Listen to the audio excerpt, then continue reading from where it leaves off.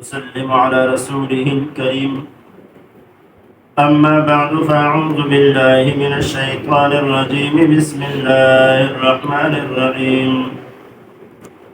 الله لا إله إلا هو الحي القيوم لا تأخذه سنة ولا نوم له ما في السماوات وما في الأرض من ذا الذي يشفع عنده إلا بإذنه يعلم ما بين أيديهم وما خلفهم ولا يحيطون بشيء من علمه إلا بما شاء وسع كرسيه السماوات والأرض ولا يؤوده حفظهما وهو العلي العظيم.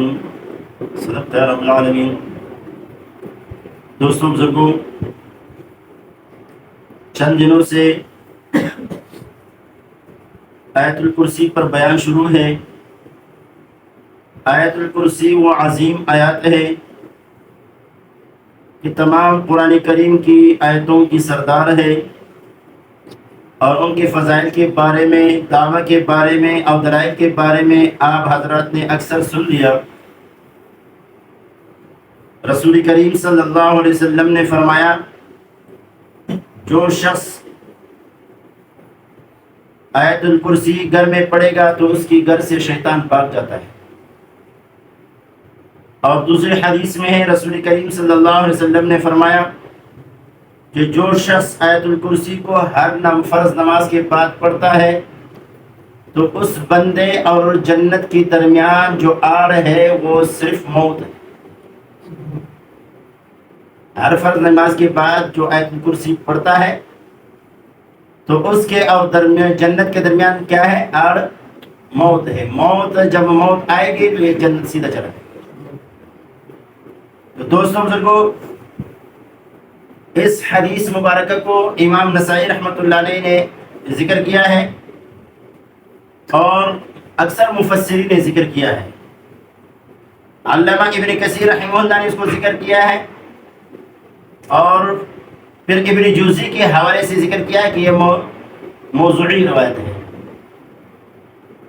بعد میں اس کو ضعیف قرار دیا ہے، لیکن اکثر مفسرین نے ذکر کیا ہے،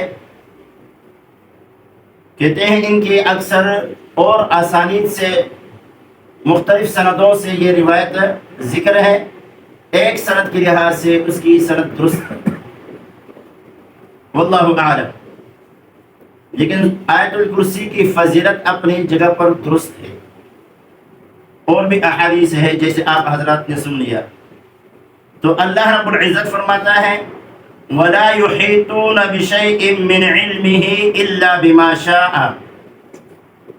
یہ مخلوق میں سے کوئی وَلَا يُحِيطُونَ احاطہ نہیں کر سکتے ہیں، مخلوق میں سے کوئی بھی احاطہ نہیں کر سکتے ہیں. وَلَا يُحِيطُونَ احاطہ نہیں کر سکتے بِشَيْءٍ کچھ بھی، من علمه اللہ کے علم سے، الا مگر وہ بما شاء وہ جو اللہ چاہے. اللہ کا علم بہت بڑا ہے، مخلوق میں سے اللہ کے علم کو کوئی گیر نہیں سکتا. احاطہ مانا گیرا، اور آج کل بالفاظ نگر کور. اللہ کے علم کو کوئی کور نہیں کر سکتا، گیر نہیں سکتا. تو دوستوں بزرگوں، جتنا علم اللہ رب العزت نے مخلوقات میں سے انسان کو دیا ہے اور مخلوق میں اتنا علم نہیں دیا ہے. اور علم جو مخلوقات انسانوں میں جو جتنا علم اللہ نے انبیاء کو دیا ہے براہ راست اور کسی کو نہیں دیا ہے. لیکن انبیاء علیہم السلام بھی اللہ کے علم کو احاطہ نہیں کر سکتے، اتنا جتنا اللہ نے چاہا اور اپنے نبیوں کو علم دیا ہے بس. کیونکہ مخلوق جو ہے اسباب کے علم کے لیے اسباب کا محتاج ہے، حس کا محتاج ہے، عقل کا محتاج ہے، آنکھوں کا محتاج ہے، کانوں کے محتاج ہے، دل کا محتاج ہے. یہ چیزیں انسان کے اندر ہو تو علم آئے گا. کان ہو، آنکھیں ہو، دماغ ہو، دل ہو، اللہ رب العزت ان چیزوں کا محتاج نہیں. تو دوستوں بزرگوں، ولا یحیطون احاطہ نہیں کر سکتے بشیء کچھ بھی من علمہ اس اللہ کے علم سے الا بما شاء مگر وہ جو اللہ چاہے. سورہ طہ آیات نمبر 110 کے اندر بھی اللہ رب العزت نے ذکر کیا ہے کہ اللہ کا علم جو ہے بہت زیادہ ہے. اللہ کے علم کو کوئی احاطہ نہیں کر سکتا. یعلم ما بین ایدیہم، سورۃ طہ 16 سپارہ آیات نمبر 110. یعلم ما بین ایدیہم وما خلفہم، ادھر بھی ہے آیت الکرسی میں یعلم ما بین ایدیہم وما خلفہم، آیت الکرسی میں ولا یحیطون بشیء من علمہ، اور ادھر ہے اللہ فرماتے ہیں ولا یحیطون بہ علما. علم کے ذریعے سے اللہ کو کوئی احاطہ نہیں کر سکتے. اللہ کا علم اتنا وسیع ہے. تو دوستوں بزرگوں، حدیث پاک کے اندر آتا ہے کہ ایک لمبا واقعہ ہے مختصر، کہ حضرت خضر علیہ السلام اور موسیٰ کلیم اللہ کشتی کے اندر سفر کر رہے تھے. کشتی میں جا رہے تھے. حضرت موسیٰ علیہ السلام اور خضر علیہ السلام، تو ایک چڑیا پرندے نے اپنی چونچ میں دریا سے پانی لیا. تو دریا سے جو پانی چونچ میں لیا پرندے نے، تو پرندے کی چونچ میں کتنا پانی آ سکتا ہے؟ اور یہ پرندے کے چونچ کا پانی چونچ پہ جانے مفوگا، پرندے کے چونچ کے پانی اور دریا کے مقابلے میں کتنا ہے؟ تو حضرت خضر علیہ السلام نے موسیٰ کلیم اللہ سے فرمایا کہ اے موسیٰ علیہ السلام، میرا اور آپ کا علم اللہ کے علم کے مقابلے میں اتنا بھی نہیں ہے جتنا مثال کے طور پر یہ پورا دریا مثال اللہ کا علم ہو، اور یہ پرندے کے چونچ میں جو پانی ہے یہ دریا کے مقابلے میں کیا ہے؟ ہمارا اور آپ کا علم اللہ کے علم کے مقابلے میں اتنا نہیں ہے، نبیوں کا علم. اور اللہ رب العزت فرماتے ہیں وما اوتیتم من العلم الا قلیلا، تمہیں جو علم دیا گیا ہے بہت تھوڑا دیا گیا ہے، بہت تھوڑا. کہتے ہیں عالم ہے، مفسر ہے، محدث ہے، شیخ الحدیث ہے، لیکن اللہ فرماتے ہیں تمہیں تھوڑا علم دیا گیا ہے، تھوڑا علم دیا گیا ہے. تو دوستوں بزرگوں، اللہ رب العزت عالم بکل شیء هو اللہ، ہر چیز پر علم رکھنے والا کون ہے؟ ایک ہی اللہ ہے. مثال کے طور پر برسات جب شروع ہو جاتی ہے، پانی کے قطرے زمین پر آتے ہیں، وہ پانی کے برسات کے قطرے کتنا ہوتے ہیں؟ کسی کو اس کا پتہ ہے؟ ہر قطرے کا اللہ کو علم ہے. اور پھر ہر قطرے میں سے کتنا انسان اسے فائدہ لے سکتا ہے، کتنے سے نہیں لے سکتا، اور کتنے سے جانور لے سکتے ہیں، اور کتنا خشک ہو کر زمین کے اندر چلا جاتا ہے، اس کا علم اللہ کو ہے، اللہ کے سوا کسی کو. تو دوستوں بزرگوں، ولا یحیطون بشیء من علمہ الا بما شاء. رسول کریم صلی اللہ علیہ وسلم نے جبریل سے پوچھا کہ آپ ملاقات میں دیر کرتے ہو. تو جبریل علیہ السلام نے فرمایا ما نتنزل الا بامر ربک لہ ما بین ایدینا وما خلفنا وما کان ربک نسیا. وما نتنزل الا بامر ربک لہ ما بین ایدینا وما خلفنا وما بین ذلک وما کان ربک نسیا. اور اے محمد صلی اللہ علیہ وسلم، آپ کا رب بھولتا نہیں، آپ کا رب نہیں بھولتے. اور میں نے آپ حضرات کو پہلے کہا ہے کہ تمام مخلوق میں سب سے اعلیٰ درجہ کس کا ہے؟ کس کا ہے؟ محمد الرسول اللہ صلی اللہ علیہ وسلم. کائنات میں سب سے اعلیٰ درجہ، عرش عظیم سے بھی بڑا درجہ ہے رسول کریم صلی اللہ علیہ وسلم. جو اللہ کا عرش ہے اس سے بھی بڑا درجہ کس کا ہے؟ محمد رسول اللہ صلی اللہ علیہ وسلم کا ہے۔ لیکن رسول کریم صلی اللہ علیہ وسلم نمازوں میں بھول چکے ہیں، نمازوں میں بھول چکے ہیں، اور پتہ نہیں کہ کتنے رکعت پڑھی۔ حدیث پاک کے اندر آتا ہے کہ رسول کریم صلی اللہ علیہ وسلم نے 4 رکعت والی نماز پڑھا رہے تھے، تیسری رکعت پہ سلام پھیر دیا۔ اب سارے صحابہ کرام خاموش ہیں، ان میں سے ایک صحابی ہے، ان کو ذوالیدین کہا جاتا ہے، ان لمبے ہاتھوں والا۔ تو ذوالیدین نے کہا اقصرت الصلاۃ ام نسیت یا رسول اللہ صلی اللہ علیہ وسلم، نماز میں کمی کا حکم آ گیا ہے، نماز میں کمی کا ہو سکتا ہے، نماز کے دوران وحی الہی آئی ہو۔ تو اس نے کہا یا رسول اللہ نماز کی کمی کا حکم آ گیا ہے یا آپ بھول گئے؟ رسول کریم صلی اللہ علیہ وسلم نے فرمایا نماز کی کمی کا حکم نہیں آیا ہے۔ کہا کہ پھر یا رسول اللہ آپ بھول گئے ہیں، آپ نے 4 کے بجائے 3 پڑھی۔ تو رسول کریم صلی اللہ علیہ وسلم نے اور صحابہ کی طرف متوجہ ہو کر کے کہ ذوالیدین کیسے کیا کہتا ہے، ٹھیک کہتا ہے؟ اس نے کہا یا رسول اللہ ٹھیک کہتا ہے۔ تو رسول کریم صلی اللہ علیہ وسلم نے فرمایا کہ میں بھی انسان ہوں، میں بھی بھولتا ہوں جیسے تم بھولتے ہو، میں بھی بھولتا ہوں جیسے تم بھولتے ہو۔ جب میں بھول جاؤں تو مجھے یاد دلایا کرو، جب میں بھول جاؤں تو وما کان ربک نسیا، اے محمد صلی اللہ علیہ وسلم آپ کا رب بھولتا نہیں۔ تو رسول کریم صلی اللہ علیہ وسلم اتنا بڑے درجے والے ہیں، پھر وہ بھول چکے ہیں، اپنی نماز کی رکعت بھول چکے ہیں، لیکن اللہ بھولتا نہیں۔ تو وَلَا يُحِيطُونَ بِشَيْءٍ مِّنْ عِلْمِهِ إِلَّا بِمَا شَاءَ، مخلوق میں سے کوئی بھی اللہ کے علم کی احاطہ نہیں کر سکتا، الا بما شاء، مگر جتنا اللہ نے چاہا۔ اللہ نے چاہا تو اللہ رب العزت نے اپنے نبیوں کو علم دیا،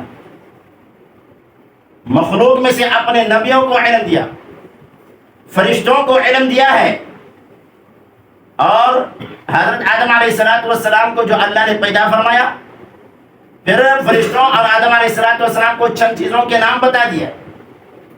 تو انبئونی باسماء هؤلاء قالوا سبحانك لا علم لنا الا ما علمتنا، فرشتوں نے کہا اللہ تو پاک ہے، سبحانك لا علم لنا الا ما علمتنا، اللہ ہمیں علم نہیں ہے مگر اتنا علم ہے جتنا اللہ تو نے ہمیں دیا ہے، اللہ ہمیں اتنا علم ہے جتنا تو نے ہمیں دیا ہے۔ تو دوستو بزرگوں، سورہ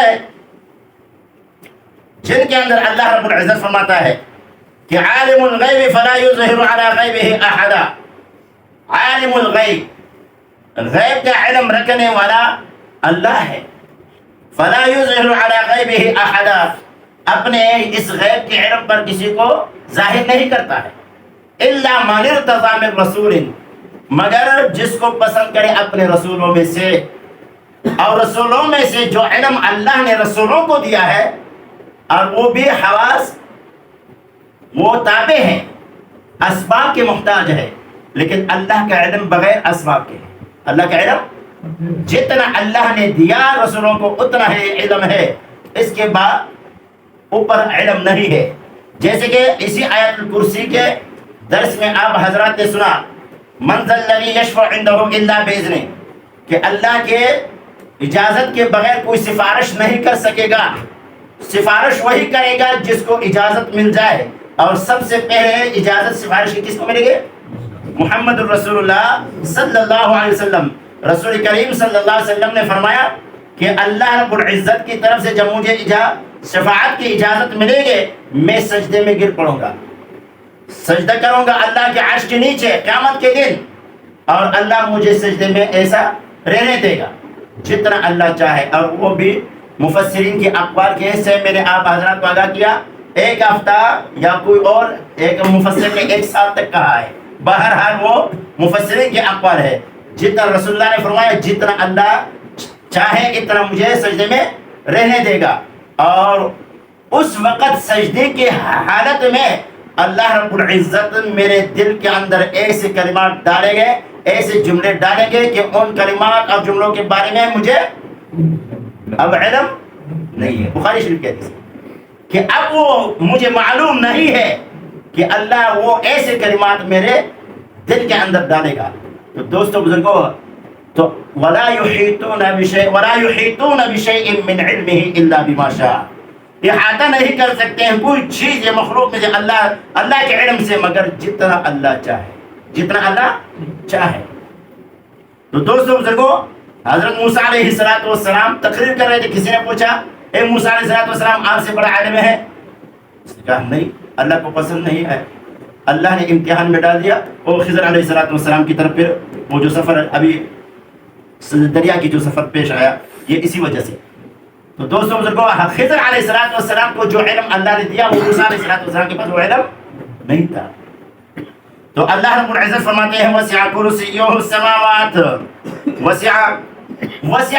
وسعت کہتے ہیں کشادگی کو.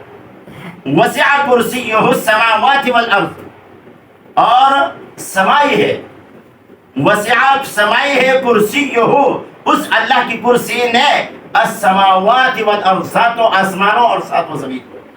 یعنی اللہ کی کرسی نے ساتوں آسمان اور ساتوں زمین کو سمائی ہے. یعنی اللہ رب العزت کی جو کرسی ہے ساتوں آسمان ساتوں زمین سے بڑی ہے، ساتوں آسمان ساتوں زمین سے بڑی ہے. حدیث پاک کے اندر آتا ہے کہ یہ کرسی کتنی ہے. رسول کریم صلی اللہ علیہ وسلم نے فرمایا کہ یہ ساتوں آسمان اور ساتوں زمین، اس کی مثال یوں سمجھو کہ ایک بہت بڑا کھلا میدان ہو اور اس کے اندر ایک چلا ہو. چلا یہ جو انگلی میں پہنتے ہیں انگوٹھی، اور اس چلا انگوٹھی جس میں انگوٹھیاں سوراخ میں اندر داخل کرتے ہیں اس کو حلقہ کہتے ہیں. یہ چلے کے جو حلقہ ہے یہ پورا میدان کے، اب یہ انگوٹھی جہاں پر ہے یہ پورے میدان میں یہ انگوٹھی پڑی ہو، یہ چلا پڑا ہو تو اس کا حلقہ کتنا ہے نا. تو یہ میدان کے مقابلے میں اس کا حلقہ کی کوئی حیثیت نہیں ہے. تو رسول کریم صلی اللہ علیہ وسلم نے فرمایا ساتوں آسمان ساتوں زمین اللہ کی کرسی کے مقابلے میں اتنا ہے، اتنا ہے. اور پھر مفسرین نے یہاں تک لکھا ہے کہ ہر آسمان، ایک آسمان سے دوسرے آسمان کے بیچ میں 507 سال کا مسافت ہے. یہ ساتوں آسمان کے اوپر کرسی ہے، یہ ساتویں آسمان سے یہ کرسی کے بیچ میں مسافت بھی 500 سال. اب اندازہ لگاؤ. اور دوسری حدیث میں ہے رسول کریم صلی اللہ علیہ وسلم نے فرمایا کہ ساتوں آسمان ساتوں زمین یہ کرسی کے مقابلے میں کتنا ہے؟ چھلے کے حلقے کے برابر. اور رسول کریم صلی اللہ علیہ وسلم نے فرمایا کہ یہ ساتوں آسمان ساتوں زمین یہ کرسی کے مقابلے میں چھلے کے حلقے کے برابر ہے. اور یہ کرسی اللہ کے عرش کے مقابلے میں اتنا ہے، اللہ کا عرش بڑا ہے اور کرسی اتنی چھوٹی ہے جتنا یہ میدان میں چلا ہو، یہ کرسی اللہ کے عرش کے مقابلے میں اتنا. اب اندازہ لگاؤ. اور یہ علوم، اب یہ اللہ کا عرش کو تامنے والے فرشتے ہیں. اور وہ فرشتے مفسرین نے لکھا ہے کہ اللہ کے عرش کو جو تامنے والے فرشتے ہیں، جو اللہ کے عرش کے پائے کو پکڑے ہیں، وہ فرشتے ان کے پاؤں جو ہے سمندر میں ہیں. ان کے پاؤں کہاں ہیں؟ سمندر میں. اب ساتوں آسمانوں کے اوپر کرسی ہے، کرسی کے اوپر اللہ کا عرش ہے. اس عرش کے اوپر سے فرشتوں نے کندھا دیا ہے، پکڑا ہے اللہ کے عرش کو، اور ان کے پاؤں سمندر میں. تو کتنی بڑی مخلوق ہے یہ، فرشتے کتنے جسامت والے ہیں، لیکن اس کا خالق بھی اللہ. اللہ اکبر، اللہ ہر چیز سے بڑا ہے، اللہ سب سے بڑا ہے. تو دوستو بزرگوں، اللہ رب العزت فرماتا ہے وَلَا يُحِيطُونَ بِشَيْءٍ مِّنْ عِلْمِهِ إِلَّا بِمَا شَاءَ، احاطہ نہیں کر سکتے مخلوق میں سے بشیء کچھ بھی من علمه، اس اللہ کے علم سے، الا بما شاء مگر جتنا وہ اللہ چاہے. وسع کرسیہ السماوات، کشادہ ہے یا سمائی ہے، کرسیہ السماوات والارض، اس اللہ کی کرسی نے ساتوں آسمانوں اور ساتوں زمین کو، ساتوں آسمانوں اور ساتوں زمین کو. اللہ کی ایک صفت ہے واسع. واسع سورۃ النساء کے اندر بھی اللہ رب العزت نے ذکر کیا ہے. اللہ رب العزت فرماتا ہے وَإِن يَتَفَرَّقَا يُغْنِ اللَّهُ كُلًّا مِّن سَعَتِهِ وَإِن يَتَفَرَّقَا يُغْنِ اللَّهُ كُلًّا مِّن سَعَتِهِ. اگر یہ میاں بیوی آپس میں نہیں بنتے اور طلاق ہو گئے، جدا ہو گئے، تو اللہ رب العزت فرماتے ہیں وَكَانَ اللَّهُ وَاسِعًا حَكِيمًا وَإِن يَتَفَرَّقَا يُغْنِ اللَّهُ كُلًّا مِّن سَعَتِهِ. اگر یہ دونوں جدا ہو گئے، یغنی اللہ، اللہ غنی کر دے گا، کلن ہے ایک کو من سعتہ، اپنے کشادگی سے، اپنے علم سے. وَكَانَ اللَّهُ وَاسِعًا حَكِيمًا، اور ہے اللہ رب العزت کشادہ علم والا، وسعت علم والا، حکیمہ اور حکمت والا. اللہ کی کوئی چیز اللہ کے علم سے باہر نہیں، اور ہر چیز کے اندر جو کام اللہ کرتا ہے اللہ کی اس میں حکمتیں ہیں، لیکن انسان جانے یا نہ جانے. اور سورہ انعام آیت نمبر 80 کے اندر بھی اللہ رب العزت نے وسعت علم کے بارے میں فرمایا ہے. سورہ انعام آیت نمبر 80 کے اندر بھی اللہ رب العزت فرماتا ہے کہ اللہ رب العزت کا جو علم ہے وہ وسعت والا ہے. اللہ فرماتا ہے وَحَاجَّهُ قَوْمُهُ قَالَ تُحَاجُّونِي فِي اللَّهِ وَقَدْ هَدَانِ وَلَا أَخَافُ مَا تُشْرِكُونَ بِهِ إِلَّا أَن يَشَاءَ رَبِّي شَيْئًا وَسِعَ رَبِّي كُلَّ شَيْءٍ عِلْمًا أَفَلَا تَتَذَكَّرُونَ. حضرت ابراہیم علیہ السلام سے قوم نے مناظرہ کیا، قوم نے جھگڑا کیا. انہوں نے کہا تحاجون فی اللہ وقد ہدان ولا اخاف ما تشركون به الا ان يشاء ربي شيئا وسع ربي كل شيء علما. وسع کشادہ ہے ربی میرا علم، رب کل شيء ہر چیز سے، علما ازل علم، میرے رب کا علم جو ہے ہر چیز سے بڑا ہے. اللہ کا علم ہر چیز سے بڑا ہے.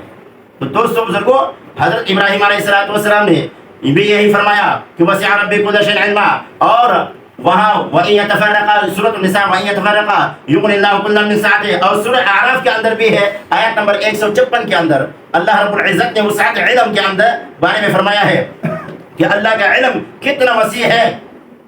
اللہ فرماتے ہیں قال عذابی اصیب به من اشاء ورحمتی وسعت كل شيء ورحمتی وسعت كل شيء. میری رحمت جو ہے ہر چیز سے وسیع ہے، میری رحمت ہر چیز سے وسیع ہے. یہاں وسعت کو اللہ نے رحمت فرمایا، تو اللہ کی رحمت جو ہے ہر چیز سے وسیع ہے. تو دوستو بزرگوں، اور اسی طرح سورۃ طلاق کے اندر بھی ہے. تو عرض یہ کر رہا تھا کہ اللہ رب العزت نے فرمایا وسع کرسیہ السماوات والارض.